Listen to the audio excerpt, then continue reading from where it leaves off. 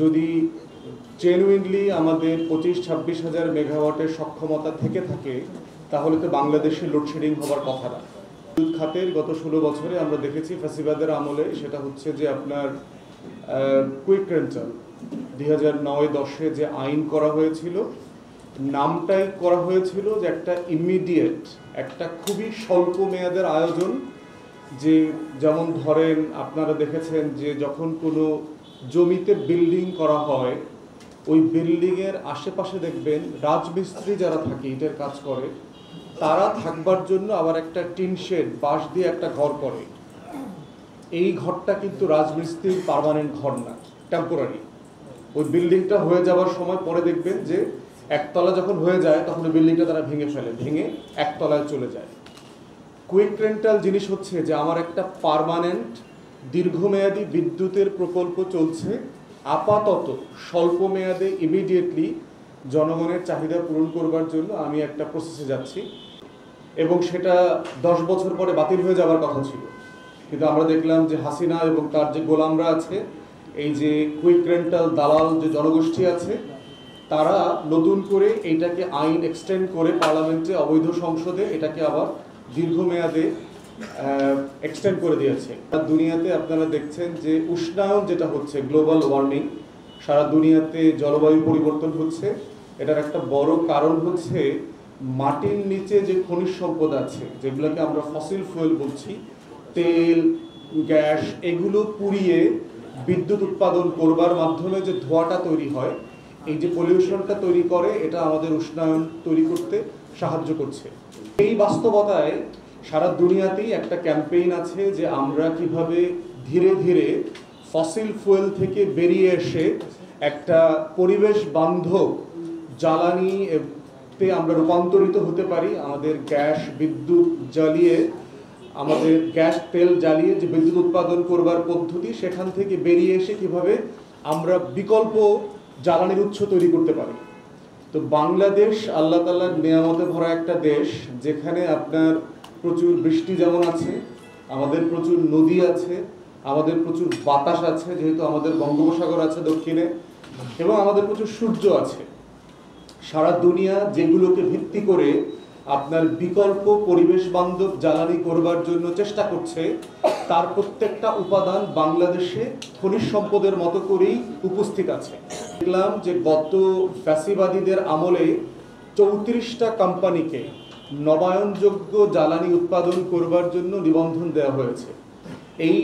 এই নিবন্ধন প্রক্রিয়াটাকে প্রাইমারিলি তারা বলে হচ্ছে LOI, লেটার অফ ইন্টেন্ট, যে এটা এক ধরনের চুক্তি, একটা আকাঙ্ক্ষাপত্র, যে সরকার একটা কোম্পানিকে বলছে যে আপনারা ধীরে ধীরে জমি কেনেন, যন্ত্রপাতিগুলো সেট আপ করেন, বিনিয়োগ করা শুরু করেন, মানুষকে এমপ্লয় করা শুরু করেন, এবং দিন তারিখ দেওয়া আছে, 7 দিনের মধ্যে করতে হবে, 15 দিনের মধ্যে করতে হবে, 45 দিনের মধ্যে করতে হবে। তারপরে হচ্ছে আমরা একটা পার্মানেন্ট, আপনারা যখন প্রোডাকশন করবার মতো ফিট জায়গাতে আসবেন, তখন আমরা পার্মানেন্ট চুক্তি করব। এবং এই 34টা কোম্পানির সক্ষমতা হচ্ছে প্রায় 2700 মেগাওয়াট।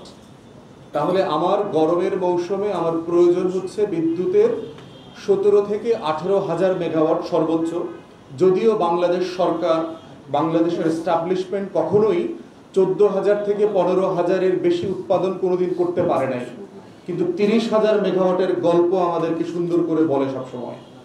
তো সেই জায়গাতে যদি দেখেন, আপনার 15,000 জেনুইন মেগাওয়াট উৎপাদন ক্যাপাসিটির বাইরে আমাদের এই নবায়নযোগ্য জ্বালানির, পরিবেশ বান্ধব জ্বালানির উৎপাদন ক্যাপাসিটি তৈরি হচ্ছে প্রায় 2700 মেগাওয়াটের, এবং যেটার জন্য আপনার তেল পুড়তে হবে না, গ্যাস পুড়তে হবে না, ডিজেল পুড়তে হবে না। আপনি এটা বাংলাদেশের আলো বাতাস দিয়ে করবেন, সূর্য দিয়ে করবেন, পানি দিয়ে করবেন। তো সেই রকম একটা বিদ্যুৎ খাতে আমরা দেখেছি এই সরকার আসার পরে জ্বালানি উপদেষ্টা এই কাজগুলোকে স্থগিত করে দিয়েছে। 34টা কোম্পানির অলমোস্ট প্রায় প্রতিটা কোম্পানি হচ্ছে বিদেশি কোম্পানি। প্রত্যেকটা কোম্পানি অলমোস্ট তারা আপনার ইনভেস্ট করা শুরু করে দিয়েছে। কেউ 10 কোটি টাকা, 20 কোটি টাকা, 50, 60, 100 কোটি টাকা ইনভেস্ট করে ফেলেছে।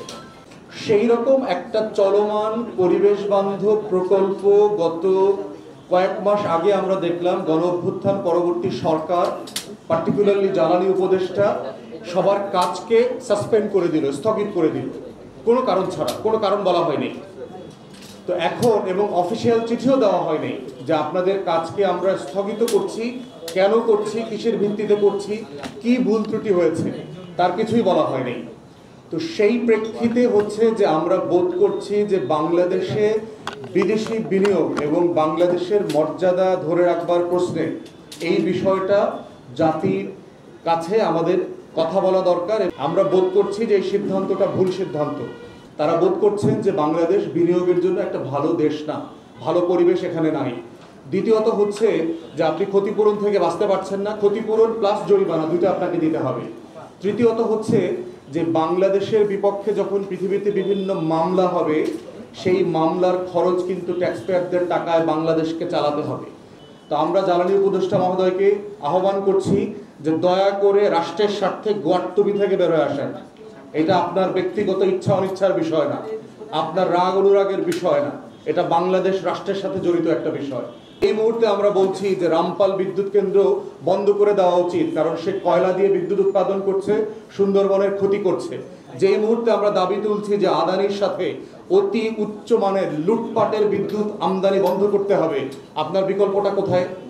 আপনি কেন বিদেশি বিনিয়োগকে অনুৎসাহিত করছেন? এটা কোনোভাবে ন্যায্য হইতে পারে না। তো সেই প্রেক্ষাপটে এবি পার্টির পক্ষ থেকে আমরা আজকে 10 দফা দাবি আমরা সরকারের কাছে তুলে ধরছি যে তাদেরকে ইমিডিয়েটলি এই কাজগুলো করতে হবে, তা না হলে বাংলাদেশ রাষ্ট্র ব্যাপকভাবে ক্ষতিগ্রস্ত হবে বলে আমরা বোধ করছি। যে এই যে লেটার অফ ইন্টেন্টের মাধ্যমে যে কাজগুলো করা হয়েছে তার প্রত্যেকটাকে আপনার কাজ শুরু করবার অনুমতি দিতে হবে ইমিডিয়েটলি। এবং সেক্ষেত্রে আমরা দেখেছি, দেখেন কিভাবে সরকার কিছু 2 নম্বরই করতেছে এখানে, যে বাংলাদেশে সামিট গ্রুপ থেকে শুরু করে কুইক রেন্টাল অনেকেই কিন্তু আপনার এই কুইক রেন্টালের যে দুর্নীতি, এই দুর্নীতিতে জড়িয়ে আছে। Billions of dollar quick rental capacity চার্জের নামে তারা লুটপাট করেছে। সামিট গ্রুপের ব্যাপারে তদন্ত চলছে, ইউনাইটেড গ্রুপের ব্যাপারে তদন্ত চলছে না কেন? বাংলাদেশে নবায়নযোগ্য জ্বালানির ক্ষেত্রে যেই বাস্তবতাগুলো আছে, এই বাস্তবতাগুলোকে আপনি যদি চ্যালেঞ্জ বোধ করেন, যেখানে আপনার নেগোসিয়েশন করা দরকার, দর কষাকষি করা দরকার, প্রাইসিংয়ের ব্যাপারে কথা বলা দরকার, সেটা আপনি করেন। সেটা আপনি না করে মানে ব্ল্যাঙ্কেট সবার কোম্পানি সাসপেন্ড করে দিচ্ছেন, তাদেরকে আপনি ব্যবসা করতে দিচ্ছেন না, বিনিয়োগ করতে দিচ্ছেন না, এবং কোনো স্টেক হোল্ডারদের মিটিংয়ে আপনি তাদের কথা শুনছেন না। সিপিডি পর্যন্ত একই কথা বলেছে। আপনারা যারা দেখেছেন নবায়নযোগ্য জ্বালানির উপরে সিপিডি এবং ডেইলি স্টারের যে প্রস্তাবনা ছিল, আমাদের মতো করেই তারা প্রস্তাব করেছে যে এই সিদ্ধান্তটা সঠিক হচ্ছে না। তৃতীয়ত হচ্ছে আমরা বলেছি যে বিশ্ব ব্যাংক এবং বাংলাদেশের বিদ্যুৎ উন্নয়ন বোর্ডের সাথে একটা যৌথ প্রকল্প আছে আপনার জামালপুরের ইসলামপুরে যমুনার চরে। সেখানে প্রায় 20,000 একর জমিতে একটা প্রকল্প হাতে নেওয়া হয়েছে এবং সকল ফিজিবিলিটি টেস্ট করা হয়ে গেছে, যেটার মধ্য দিয়ে বলা হচ্ছে যে এখানে 5 থেকে 6,000 মেগাওয়াট বিদ্যুৎ ইমিডিয়েটলি 1 বছর পরে উৎপাদনে করা সম্ভব। কিন্তু সেই প্রকল্পটা কোনো কারণে, কোনো যৌক্তিক কারণ ছাড়া সরকার এগিয়ে দিচ্ছে না। এটার একটা বড় কারণ হচ্ছে এর পিছনে একটা দুর্নীতি আছে। আমাদের বিদ্যুৎ ডিপার্টমেন্টের আমলারা দুর্নীতিগ্রস্ত। তারা বিশ্ব ব্যাংক থেকে যেহেতু টাকা খেতে পারবে না, লুটপাট করতে পারবে না, এই জন্য বিশ্ব ব্যাংকের প্রজেক্টটা তারা হোল্ড করে দিয়েছে। কিন্তু আমরা বোধ করছি এবং আমরা এই যে প্রজেক্টটার ব্যাপারে যেটা জানলাম সেটা হচ্ছে যে এইটা পুরো পরিবেশ বান্ধব একটা প্রজেক্ট হবে। এখানে যেন নদীর প্রবাহ ক্ষতিগ্রস্ত না হয়, প্রাণ প্রকৃতি পরিবেশের যেন ক্ষতি না হয়, এর প্রত্যেকটা মেজার হাতে নেওয়া হয়েছে। এবং এই প্রকল্পের মধ্য দিয়ে, এবং এটা একটা খালি জায়গা, আপনারা জানেন 4টা চর, তেমন কোনো জনবসতি নাই। তাহলে জনবসতি এলাকায় কিন্তু আপনার সরকারকে অ্যাকোয়ার করতে হলে কিন্তু প্রচুর টাকা খরচ করতে হয়। যেহেতু এটা চর খালি পড়ে আছে, সরকারের ব্যয় খরচ অনেক কম। বিশ্ব ব্যাংক, জায়গা থেকে শুরু করে অনেক দেশ ইতিমধ্যে এখানে বিনিয়োগ করবার আগ্রহ প্রকাশ করেছে এবং শুধু এই চরেই $20 বিলিয়ন ইনভেস্টমেন্টের একটা সম্ভাবনা তৈরি হয়ে আছে। 20,000 লোকের কর্মসংস্থান হবে এখানে। এবং যে সোলার প্যানেল বসায় দিবে, এই প্যানেলের মাঝখানে আপনার মাছ চাষ করা যাবে, পুকুর করা যাবে এবং শস্য চাষ করা যাবে। এখানে প্রায় 13,000 মানুষের আবাসিক একটা ব্যবস্থাপনা তারা পরিকল্পনা করেছে। তো সব মিলিয়ে আমরা বোধ করছি যে এই প্রকল্পটা এগিয়ে দেওয়া দরকার। আমরা ফসিল ফুয়েল থেকে কিভাবে পরিবেশ বান্ধবে রূপান্তরিত হব, সেটা কিভাবে হব এটা তো আমাকে জানতে হবে। এই প্রস্তাবনাটা যদি আমার কাছে পরিষ্কার না থাকে, এটা রোডম্যাপটা পরিষ্কার না থাকলে আমরা কাজটা করতে পারবো না।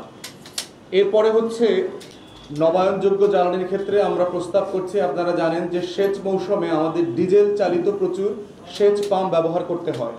আমরা যদি সেচের পাম্পগুলোকে সোলারে নিয়ে যেতে পারি তাহলে কিন্তু এইখানে বিদ্যুৎ সাশ্রয় যেমন হবে, গ্যাস তেল করবার প্রয়োজন কমে যাবে, এবং এটা আমদানি করবার যে খরচ, আমদানি করবার মধ্য দিয়ে কিন্তু জ্বালানিতে আমাদের প্রচুর বিদেশি রিজার্ভের টাকা বাইরে চলে যাচ্ছে, আমাদের ডলার দেশের বাইরে চলে যাচ্ছে।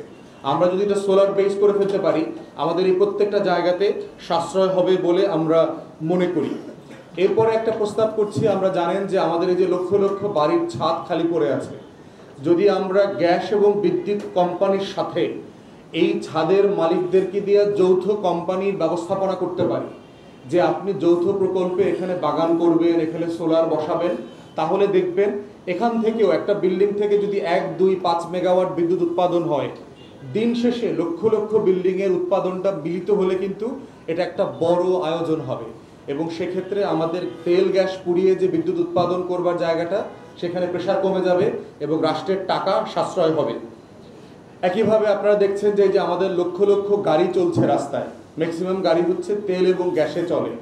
সারা দুনিয়াতে আমরা দেখতে পাচ্ছি 2030-2035-এর মধ্যে সকল গাড়িকে তারা ইলেকট্রিক কারে রূপান্তরিত করতে যাচ্ছে। সেই ব্যাপারে কোনো উদ্যোগ আমরা দেখতে পাচ্ছি না। আমরাও মনে করছি যে বাংলাদেশের সকল পরিবহন ব্যক্তিগত গাড়ি সব কিছুকে রূপান্তরিত করে বৈদ্যুতিক কারের দিকে নিয়ে যেতে হবে। তো সেক্ষেত্রে সোলার হচ্ছে একটা বড় জায়গা, এবং সারা দুনিয়াতে এই প্রকল্প আমি নিজেও ব্যক্তিগতভাবে দেখে আসছি অনেক দেশে। বাসের উপরটা পুরোটা হলো সোলার, এই সোলার থেকে যে বিদ্যুৎ আসে ওই বিদ্যুৎ দিয়ে ওই বাসটা চলে। অতএব আমার প্রতিটা দোতলা বাসের উপরে যদি আপনি সোলার করে দেন, সেটা বাংলাদেশের পরিবেশবিদ এবং বিজ্ঞানীরা মিলে এই প্রযুক্তিটা দেখভাল করে এই কাজটা করবার সুযোগ আছে বলে আমরা বোধ করছি। এরপরে হচ্ছে যে আপনার এই নবায়নযোগ্য জ্বালানি করবার জন্য যে সকল র ম্যাটেরিয়াল বাইরে থেকে আনতে হয়, ব্যবসা বান্ধব করবার জন্য, বিনিয়োগে প্রণোদনা দেবার জন্য আমরা বোধ করছি তাদেরকে শুল্ক কমিয়ে দেওয়া দরকার। কোনো ইনস্ট্রুমেন্টে হয়তো 0% শুল্ক করা দরকার, কোনোটার ক্ষেত্রে হয়তো 1, 2, 5% করা যেতে পারে। সেক্ষেত্রে এটা আলোচনা করে ঠিক করা দরকার। তারপরে হচ্ছে যে আপনার ফিড অ্যান্ড ট্যারিফ একটা পলিসি আছে রাষ্ট্রের, বিভিন্ন ডিপার্টমেন্টে করা হয়, যে আপনি স্পেশাল বিনিয়োগের জোন করবেন, ব্যবসায়ীদেরকে আপনি শুল্ক মুক্ত আয়োজন করতে বলবেন, আপনি তাকে ট্যারিফ কমায় দেবেন যেন সে এই প্রকল্পে বিনিয়োগ করতে উৎসাহ বোধ করে এবং প্রণোদনা বোধ করে। এরপরে হচ্ছে যদি আপনাকে আমদানি করতেই হয় বিদ্যুৎ আমাদেরকে, যেটা আমরা আদানি থেকে করতে চাই না, কিন্তু নেপাল এবং ভুটান কিন্তু আপনার জলবিদ্যুৎ তৈরি করছে, জলবিদ্যুৎ কিন্তু পরিবেশ বান্ধব। যদি আমার দেশে বিকল্প না থাকে, একান্ত প্রয়োজন হয়, সেক্ষেত্রে আমরা বলবো আমদানি করলে ফসিল ফুয়েলের বিদ্যুৎ আমদানি না করে নেপাল ভুটান থেকে যদি আপনি জলবিদ্যুৎ থেকে তৈরি করা বিদ্যুৎ আমদানি করতে পারেন, সেটা আমাদের পরিবেশের জন্য এবং ওই অঞ্চলের পরিবেশের জন্য এইটা ভালো হবে। এরপরে হচ্ছে যে বিদ্যুৎ স্টোরেজের একটা ব্যাপার আছে, আপনার সোলার থেকে বিদ্যুৎ স্টোর করাটার যে বিকল্প টেকনোলজি আছে সেটা করতে পারলে আমরা যেটা হবে, বাংলাদেশে রাশ আওয়ার, পিক আওয়ার যেটাকে বলি, পিক এবং অফ পিকের যে ইমব্যালেন্স থাকে, সেই ভারসাম্যহীনতা দূর করা সম্ভব। এই 10 দফা প্রকল্পের ভিত্তিতে আমরা বলছি এবং দাবি করছি অন্তর্বর্তীকালীন সরকারকে যে ইমিডিয়েটলি নবায়নযোগ্য জ্বালানির প্রকল্পগুলো যেগুলো বাতিল করেছেন সেগুলো সচল করবেন। যেগুলোতে মনে করেন যে আওয়ামী লীগের মালিকানা আপনারা চান না, ফাইন, সেগুলো আপনারা আওয়ামী লীগের মালিকানা বিক্রি করে দিতে পারেন, অথবা যদি হয় টোটালটা বিদেশি কোম্পানিকে দিয়ে দেন। যেমন কোনো কোম্পানিতে হয়েছে, ধরেন সালমান এফ রহমান 10% মালিক, একটা চাইনিজ কোম্পানি অথবা বিদেশি কোম্পানি বাকি 90%-এর মালিক, ওই কোম্পানিকে বলেন বাকি 10% কিনে নিতে। আনিসুল হক একটা কোম্পানির 5-10%-এর মালিক, আপনি ওই বিদেশি কোম্পানিটাকে বলেন বাকি 5-10% কিনে ফেলতে, অথবা রাষ্ট্র ওখানে পার্টনার হয়ে যেতে পারে বাকি 10%-এর। এরকম আওয়ামী লীগের এমপি মন্ত্রীরা যে 4-5টা কোম্পানিতে আছে তাদেরকে আপনি মালিকানা ট্রান্সফার করেন, অথবা ওনারশিপ ট্রান্সফার করেন, অথবা পার্টনারশিপে যান। তাদের উসিলায় তাদেরকে এক্সকিউজ দিয়ে কোনোভাবে আপনার এই নবায়নযোগ্য জ্বালানি খাতকে ধসে ফেলে দেওয়ার কোনো সুযোগ হতে পারে না। এবং এই জ্বালানি খাতটা কিন্তু আপনার প্র্যাকটিক্যাল ইমিডিয়েটলি বছরখানেকের ভিতরে তারা প্রোডাকশনে আসতে পারবে। তাহলে তাদের কার্যক্রম যদি আপনি বন্ধ করে দেন, আপনি 1 বছর পরে তো আপনি যে ক্ষতির মুখে পড়বেন আমাদের চাহিদার অ্যাগেনস্টে, সেটা তো আমরা অন্য কোনো সোর্স থেকে মেটাতে পারবো না।